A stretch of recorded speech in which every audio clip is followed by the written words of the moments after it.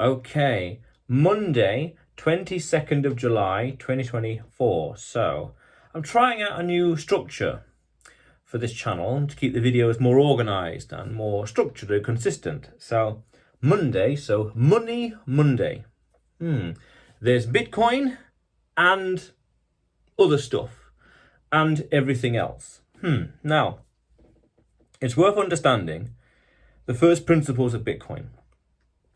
Money you can own, money you can spend, apolitical, decentralized, fixed supply, and censorship resistant.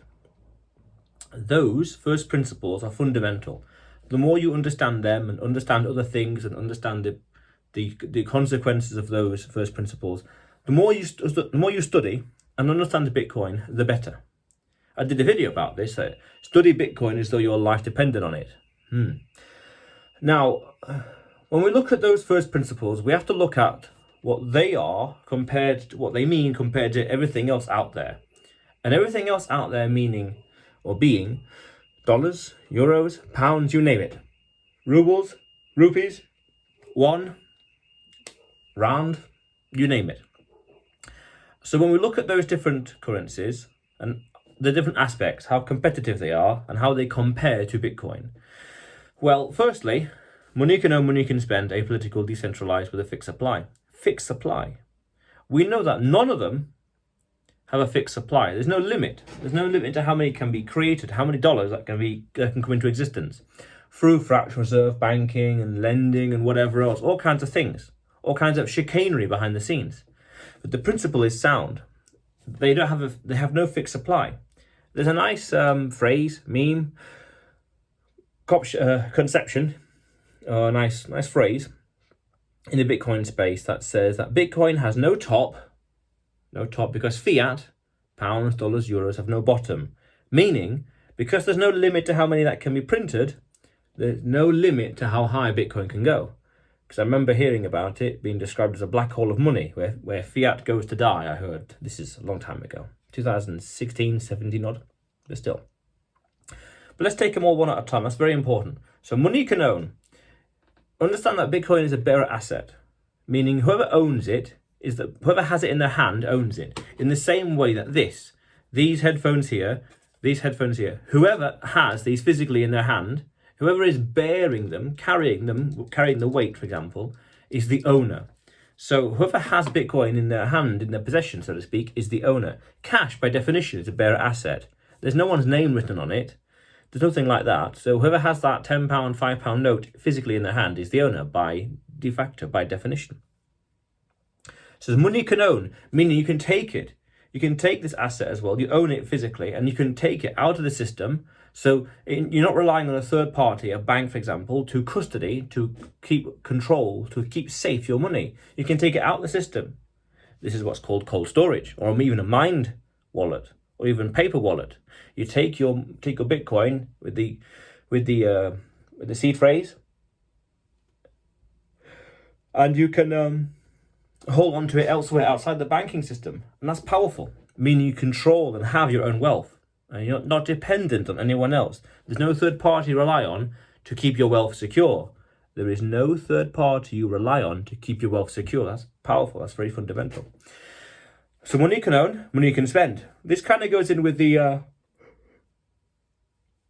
Oh dear, I'm not sure what's going on. With the censorship resistant part.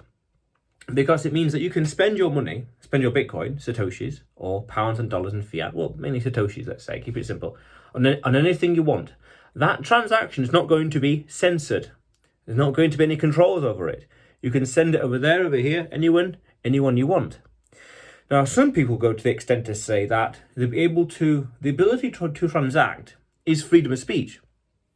Meaning, I like this product, I like this service, I want it, I want to freely act and buy something, freely act and sell something.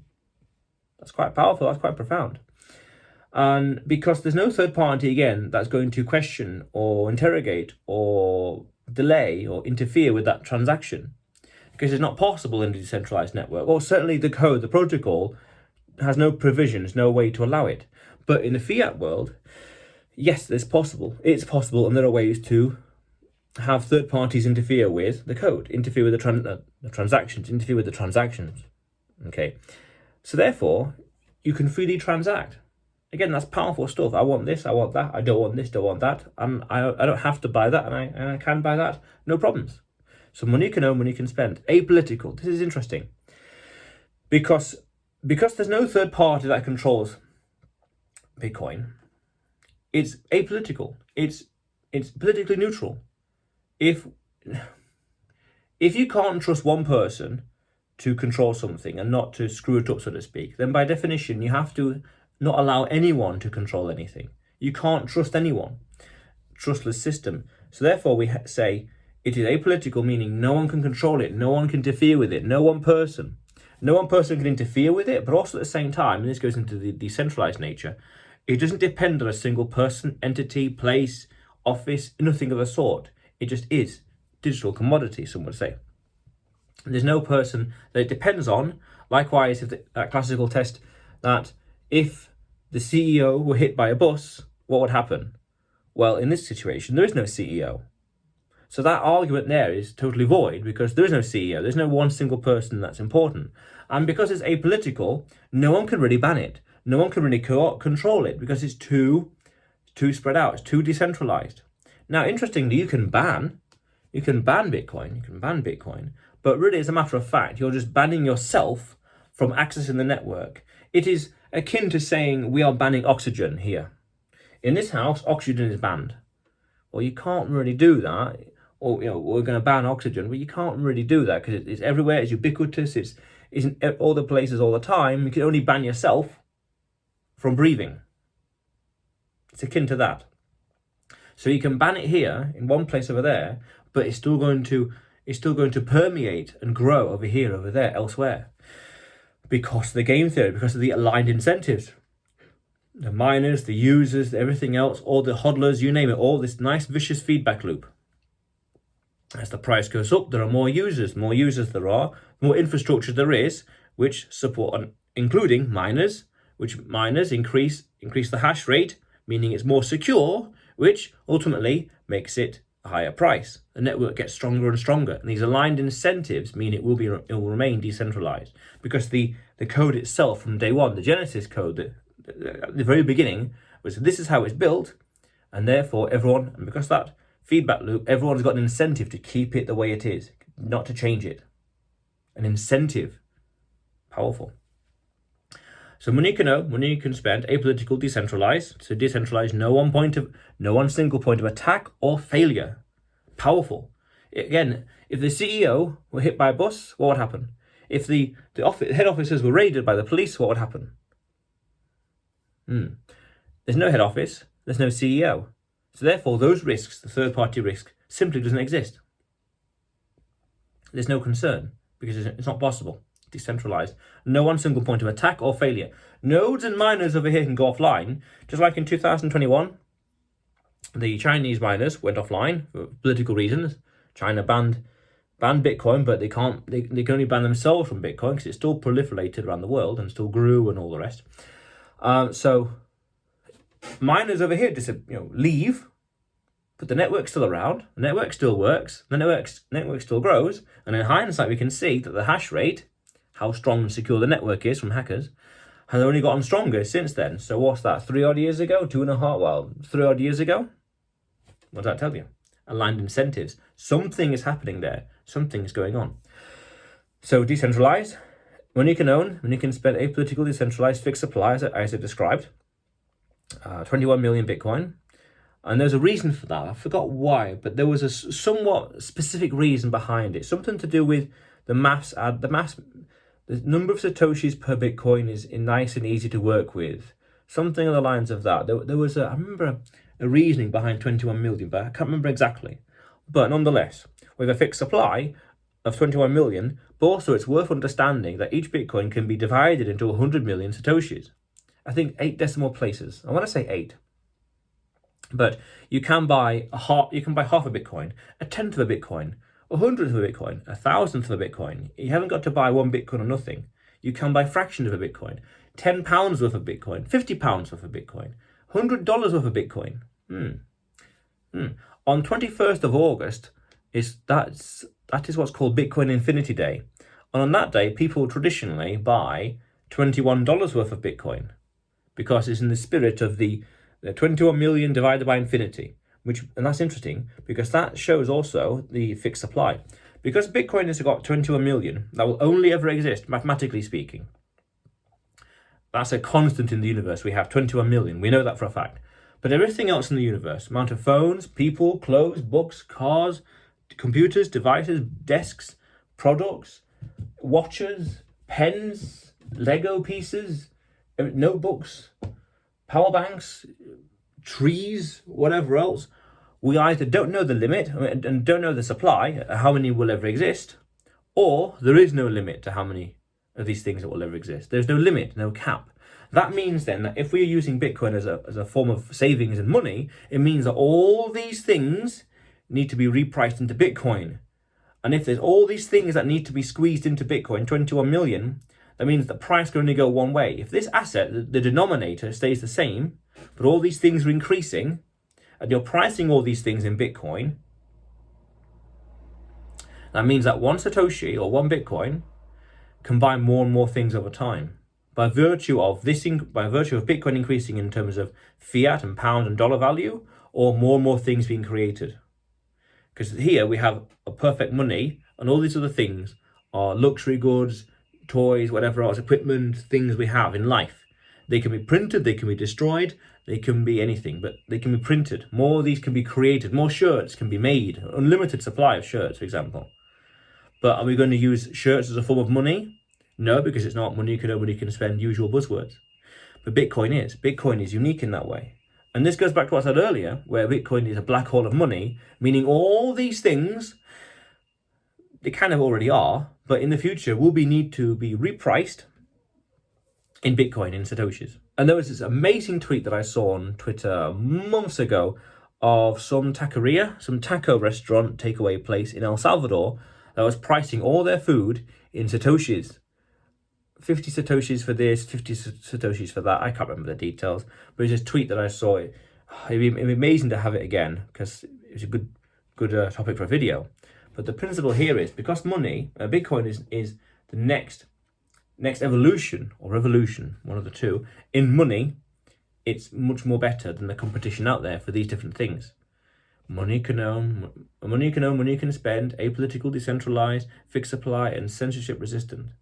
And this especially is interesting because as the network gets stronger, the flywheel, the positive feedback loop, as it gets stronger, it becomes exponentially harder and harder. Roughly every 2 weeks, the difficulty adjustment, it gets harder and harder to hack the network, to do a double spend, to spend the same coins twice, or copy and paste, you could say. It becomes harder to reverse transactions, to send it back, a third party reversing a transaction, going back to someone else. It becomes exponentially harder and harder. This is also why people say you have to wait for 6 confirmations for your transaction to be fully embedded, so to speak, in the blockchain itself, or the time chain.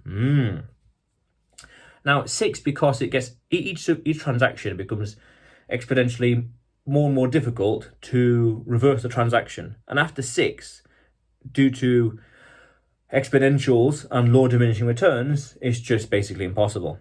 You could say, why 6? Why not 16? Why not 60? Why not 6,000? Law of diminishing returns, it's immaterial at that point because there's just so many transactions, so many data, so much processing power is needed to reverse each block on the time chain. It becomes harder and harder to mess with the time chain itself, mess with the blockchain. One transaction that was done at the start of this video, for example, in 1 hour or so, in 1 hour from now, will be basically impossible to hack. Now that's interesting because that means then that the current block is vulnerable to hack, to be hacked. In theory, yes, but also understand you get 10 minutes.